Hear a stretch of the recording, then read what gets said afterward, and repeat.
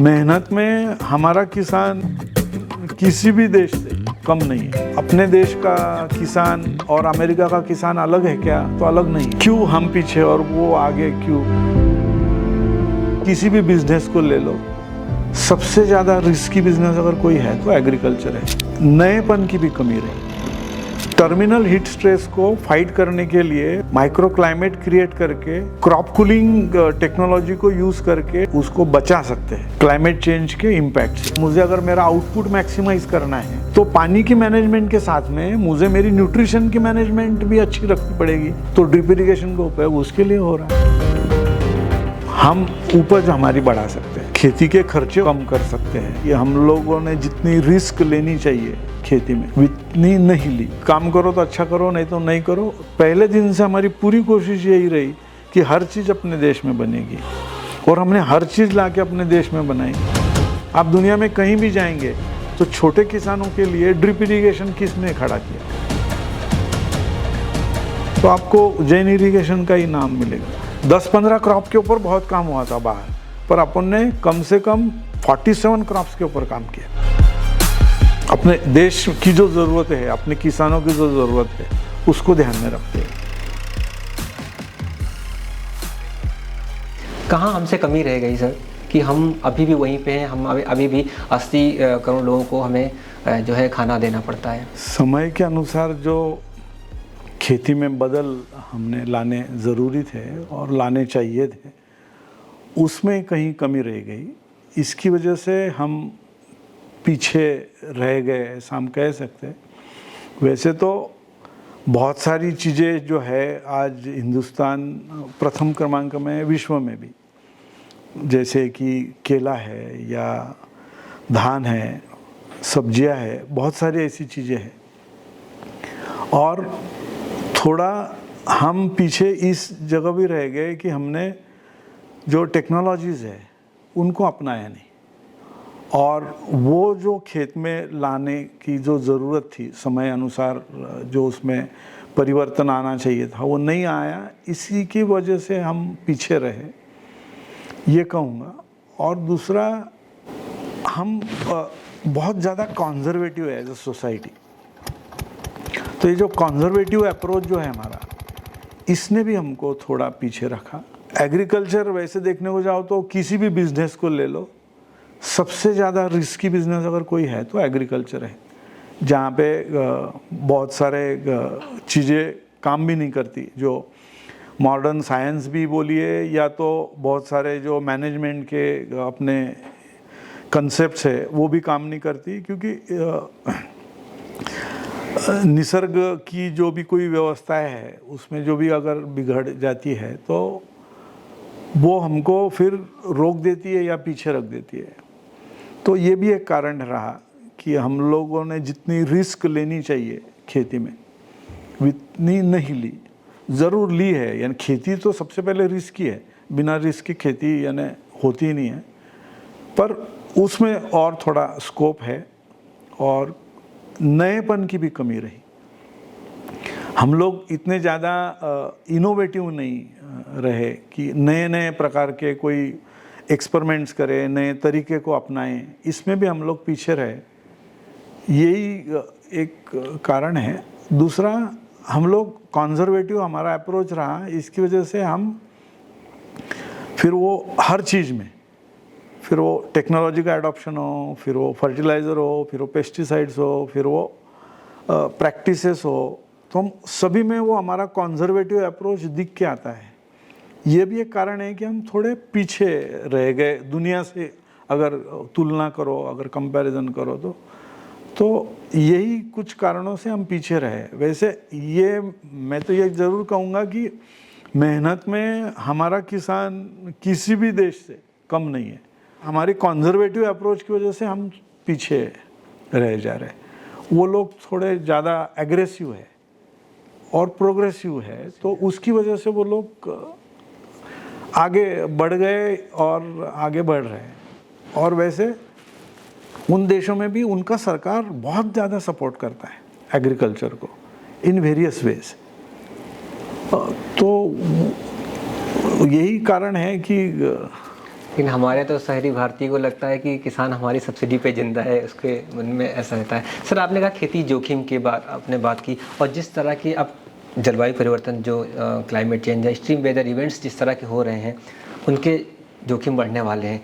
आपको क्या लगता है ऐसे में किसान क्या करेगा और क्या विकल्प हैं उसके पास, क्या आपके पास हैं और क्या होना चाहिए? साइंस और टेक्नोलॉजी बहुत आगे बढ़ी हुई है, तो हमारे पास में कंपनी के पास में भी है, कंपनी दे भी रही है और आने वाले भविष्य में और भी आगे बढ़ाएगी। तो इन जोखिमें जो है, यानी क्लाइमेट चेंज जो जोखिम करके सामने खड़ा हुआ है, और उसकी वजह से जो जो खेती में तकलीफ़ें हो रही है और बढ़ रही है, इन सब के लिए कुछ हमको प्रोडक्ट्स है, कुछ टेक्नोलॉजीज़ है, कुछ सर्विसेज है और सॉल्यूशंस है। इन सभी को कॉम्बिनेशन में या अलग अलग तरीके से लेके आना होगा। तो 100% हम इसके ऊपर कंट्रोल ला पाएंगे क्या? तो मैं कहूँगा बहुत जल्दी होगा ये कहना, पर ज़रूर हम इनमें से बहुत सारी चीज़ों को कंट्रोल में ला सकते हैं, अपनी खेती को बचा सकते हैं, अपनी खेती की जो भी कोई हमारा रिटर्न्स है या हमारी जो आमदनी है, हमारी जो उपज है, प्रोडक्टिविटी है, उसको बनाए रख सकते हैं, उसको बचा सकते हैं क्लाइमेट चेंज के इम्पैक्ट से। कुछ उदाहरण जैसे दे पाएँ, जैसे आप लोगों ने पंजाब या हरियाणा में हीट वेव में जो है उसको गेहूं को किया, उनमें से सर तो गेहूं में जो टर्मिनल हीट स्ट्रेस की अपनी जो विषय है, जिसकी वजह से गेहूं की उपज कम हो रही है, 25 से 30% तक गेहूं की उपज कम हुई। तो टर्मिनल हीट स्ट्रेस को फाइट करने के लिए micro environment, micro climate create करके, क्रॉप कूलिंग टेक्नोलॉजी को यूज़ करके टेम्परेचर को नीचे लाने की भी पूरी प्रणाली हम लोगों ने डेवलप की हुई है। और पिछले 10 वर्षों से हम लोग हरियाणा, पंजाब के फार्मर्स है, कुछ प्रोजेक्ट्स सरकार ने हमको दिए थे इरिगेशन के, उसमें ये इम्प्लीमेंटेड है और इसका बहुत फ़ायदा लोगों को हुआ है। इसी को ध्यान में रखते हैं कि ये गर्मी की वजह से जो फ्रूट क्रैकिंग के प्रॉब्लम है, जैसा लीची का ही विषय अपने लेते हैं, तो उसको भी अपने अच्छे तरीके से ये कर सकते हैं कि क्रॉप कूलिंग की व्यवस्थाएं करके, प्रणाली लगा के, और हम फ्रूट क्रैकिंग का भी प्रॉब्लम सॉल्व कर सकते हैं। ऐसे बहुत सारे विषय हैं, जैसी एंटी हेलनेट्स है, क्रॉप कवर करके वो लगाई जा सकती है। जैसे अंगूर की हम बात कर रहे थे कि तो अंगूर की खेती में मौसम जो ओले गिरे, तो ओले गिरने की वजह से जो उनकी फसल नष्ट हुई, तो उसी को भी ये क्रॉप कवर सिस्टम्स लगा के हम बचा सकते हैं। एटलीस्ट यानी हमारा जो डैमेज है, जो नुकसान है, उसको सीमित कर सकते हैं। 100% आज पूरा हो गया तो 10% ही होगा। इस तरीके की व्यवस्थाएं उपलब्ध है और दी जा सकती है किसानों तक, और वो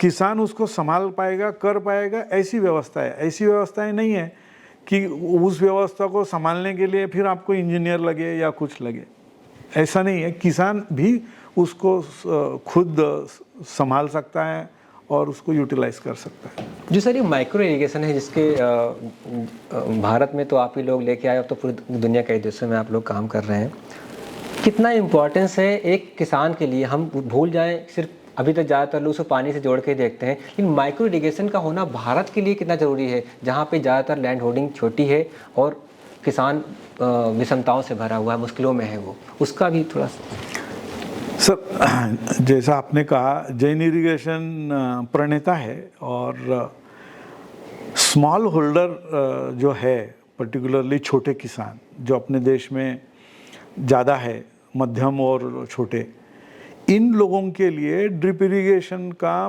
पूरा कार्य जो है वो जैन इरिगेशन ने दुनिया में पहली बार किया। ऐसा नहीं है कि दुनिया में ड्रिप इरिगेशन नहीं था, ज़रूर था, पर ये लोगों ने कभी किसी ने छोटे किसानों के लिए काम नहीं किया था। तो जैन इरिगेशन ने छोटे किसानों के लिए ड्रिप इरिगेशन सिस्टम बनाया और उसकी पूरा जो पैकेज है वो स्टैंडर्डाइज करके हर किसान उसका उपयोग कर सकता है। इस तरीके से उसको सरल सहज बनाया और उन तक पहुंचाया। उसी तरीके से खाद है, न्यूट्रिशन मैनेजमेंट है, ये सब आज भी हम मिट्टी को ही दे रहे हैं। तो वहाँ भी मेरा खर्चा बढ़ रहा है, जबकि मुझे पौधे को देना है खाद, मैं दे रहा हूँ मिट्टी को, तो मेरा खर्चा तो बढ़ गया। क्योंकि मुझे 1 किलो लगना था, मैंने 2 किलो लगाया, क्योंकि मैंने ब्रॉडकास्ट किया उसको। उसकी जगह ड्रिप इरिगेशन का उपयोग मुझे खाद देने के लिए भी हो सकता है। तो अगर आप देखेंगे कि विदेशों में, यानी पर्टिकुलरली यूरोप में, पानी की कमी नहीं है। ड्रिप इरिगेशन का उपयोग न्यूट्रिशन मैनेजमेंट और फर्टिलाइज़र मैनेजमेंट के लिए कर रहा है। क्योंकि मुझे अगर मेरा कैश क्रॉप है और मुझे अगर मेरा आउटपुट मैक्सिमाइज करना है, तो पानी की मैनेजमेंट के साथ में मुझे मेरी न्यूट्रिशन की मैनेजमेंट भी अच्छी रखनी पड़ेगी। तो ड्रिप इरिगेशन का उपयोग उसके लिए हो रहा है। तो मेरा जो लागत लग रही है खेती में, उस लागत से मुझे मिलने वाला जो मुनाफा है या मुझे जो रिटर्न्स है, वो ज़्यादा से ज़्यादा बढ़ाने के लिए ड्रिप इरिगेशन ये एक यानी न्यूक्लियस जैसा है, जो मुझे बहुत चीज़ें, ड्रिप इरिगेशन से मेरी जो उपज है वो कम से कम 15 दिन पहले, 1 महीना पहले आ रही है। तो मुझे बाज़ार में अच्छा भाव भी मिल रहा है। अर्ली मैच्योरिटी जिसको हम कहते हैं, वो भी मुझे मिल रही है। फ्रूट की साइज़ जो है वो एक जैसी है, तो बाज़ार में मुझे कीमत भी अच्छी मिल रही है, उसकी क्वालिटी भी मेरी इम्प्रूव हुई है। तो ड्रिप इरिगेशन का उपयोग सिर्फ पानी देने का माध्यम ऐसा ना होते हुए, ड्रिप इरिगेशन से हम बहुत कुछ पा सकते हैं खेती में। एक अच्छी खेती करने के लिए क्या ज़रूरी है, तो ड्रिप इरिगेशन ये ज़रूरी है। 40-50 साल पहले जो आपने किया, बहुत सारे लोग, जो चाहे आप जाइन पाइप के नाम जाने जाते हो या कुछ भी हो, लेकिन जो आप लोगों ने किया वो अद्भुत है। और ये कहानी कैसे शुरू हुई सर? 1897 में हमारी फैमिली जोधपुर के नज़दीक एक गांव से महाराष्ट्र में आके बसी, और व्यवसाय तो नहीं जैसा था। पानी के खोज में आए थे, क्योंकि वहाँ महामारी थी, राजस्थान में पानी नहीं था। तो परिस्थिति तो ऐसी भी थी कि बच्चों को भी घर में छोड़ के आना पड़ा। तो इस महामारी में पानी की खोज में निकले थे। आज इस साल 125 वर्ष हुए, 125 वर्ष हमको यहाँ आने के लिए। तो पानी के खोज में आए थे, और आगे जैसे जैसे बढ़ते गया, समझ होते गई, तो पिताजी ने इस विषय की शुरुआत की। उन्होंने जैसा आपने कहा कि वो तो यानी सरकारी नौकरी भी उनको डिप्टी कलेक्टर की मिली थी, और उन्होंने वो ज्वाइन करना था। पर उनकी मदर ने, यानी मेरी ग्रैंड मदर ने उनको सलाह दी कि नौकरी करेगा तो खुद का पेट भरेगा, अपने फैमिली का पेट भर लेगा, बच्चों का। तो कुछ बड़ा सोच, और बड़ा सोच समाज का ही नहीं, पर निसर्ग का भी सोच, पशु पक्षियों का भी सोच। कुछ ऐसा काम कर कि जो तुझे आनंद भी देगा और बिजनेस भी अच्छा कर पाएगा। और कुछ जो टीचिंग्स है जैनिज़्म की, वो भी साथ में थी। तो परिवार में मेरे पिताजी ये पहले व्यक्ति थे जो वैसे देखो तो बाहर जाके पढ़े भी थे। LLB किया था उन्होंने, मुंबई जाके, गांव में से निकल के जलगांव आए, जलगांव में कॉलेज पढ़ा, फिर कॉलेज के लिए मुंबई गए, मुंबई में फिर पोस्ट ग्रेजुएशन भी किया, LLB किया, आए। तो उस टाइम में जो भी कुछ फैमिली की सेविंग थी, 7,000 रुपये से उन्होंने व्यवसाय शुरू किया, और उस तरीके से वो आगे बढ़ते गए। उन्होंने सारा बिजनेस एग्रीकल्चर ट्रेडिंग में किया। उनकी सारी बिजनेस की लाइनें ट्रेडिंग की थी, और वो एजेंसीज थे उनके पास में। किसी का पाइप बेचते थे, ट्रैक्टर बेचते थे, पेस्टिसाइड बेचते थे, फर्टिलाइज़र बेचते थे, राजदूत मोटरसाइकिल बेचते थे, डीजल, पेट्रोल, केरोसिन, सभी प्रकार की अलग अलग एजेंसीज थी। कुछ 60 एजेंसीज होगी। धीरे धीरे 1963 में उन्होंने शुरुआत की, और बढ़ते बढ़ते 78 तक उनके पास में इतनी एजेंसीज थी। उनका जीवन में एक ध्येय था, काम करो तो अच्छा करो, नहीं तो मत करो। दूसरी सीख ये थी कि if you cannot excel, don't do that job, छोड़ दो उसको। काम करो तो अच्छा करो, और वो ऐसा करो कि वो विश्व स्तर का करो। देश में तो होना ही चाहिए, पर विश्व स्तर का करो। तो उसी को मद्दे नज़र रखते हुए उन्होंने सारे व्यापार बिजनेस बढ़ाए। फिर आगे जाके 96 में ड्रिप इरिगेशन को 88 में शुरुआत किया, फिर 1994 में फूड प्रोसेसिंग किया, और ऐसा करके एक एक बिजनेसेस जुड़ते गए या वो जोड़ते गए। तो सोच यही थी कि काम करो तो अच्छा करो, नहीं तो नहीं करो। दूसरा, हमारे बिजनेसेस में हम दो बातें आपने देखी होगी, एक एग्रीकल्चर है, दूसरा प्लास्टिक है। तो उन्होंने उनका सारा जीवन जो था वो उसी को ध्यान में रखते लगाया। तो एक्चुअली हम कौन से बिजनेस में, तो प्लास्टिक कल्चर में, use of plastics into agriculture. Pipe है तो प्लास्टिक के, ड्रिप इरिगेशन का हर चीज़ प्लास्टिक का है। तो ये प्लास्टिक का उपयोग करके और खेती में परिवर्तन लाने का जो विषय है, उसके ऊपर बहुत मेहनत हुई, काम हुआ। खुद किसान थे, फैमिली किसानी करती थी, तो अनुभव था, देखा हुआ था कि किस तरीके के कष्ट है, क्या क्या इश्यूज होते हैं। तो वो फिर वहाँ से वो शुरुआत हुई कि फार्मर के जीवन में बदलाव कैसे लाया जा सकता है, क्या क्या करना चाहिए। तो साइंस और टेक्नोलॉजी का सपोर्ट लेते हुए उन विषयों को अधिक सुलभ करते हुए, सहज तरीके से फार्मर उसको ले सके, चला सके, इसके लिए फिर हम लोगों ने कुछ कोलैबोरेशंस किए। फॉरेन से टेक्नोलॉजी लाइसेंस लिए। वो ज़माना टेक्नोलॉजी के लिए आपको लाइसेंस लगते थे, सरकार की परमिशन लगती थी। तो वो करते हुए कंपनी ने वो वहाँ से शुरुआत की, और धीरे धीरे आज सही मायने में देखो तो सबसे बड़ा और अच्छा एग्जाम्पल अगर कोई चीज़ का होगा तो जैन इरिगेशन का। एक एग्रीकल्चर के सेगमेंट में पूरा आत्मनिर्भर है। पहले दिन से हमारी पूरी कोशिश यही रही कि हर चीज़ अपने देश में बनेगी, और हमने हर चीज़ ला के अपने देश में बनाई। और आज गर्व के साथ आपको कह सकता हूँ कि हिंदुस्तान ने पूरे विश्व में अकेली जैन इरिगेशन एक कंपनी है जो ड्रिप इरिगेशन, स्प्रिंकलर या जो सिंचाई साधन और जो समाधान है वो बनाने वाली एकमेव कंपनी है। और भी कंपनियां हैं, बहुत है, हिंदुस्तान में भी है, बाहर भी है, पर वो एक एक दो प्रोडक्ट बनाती है।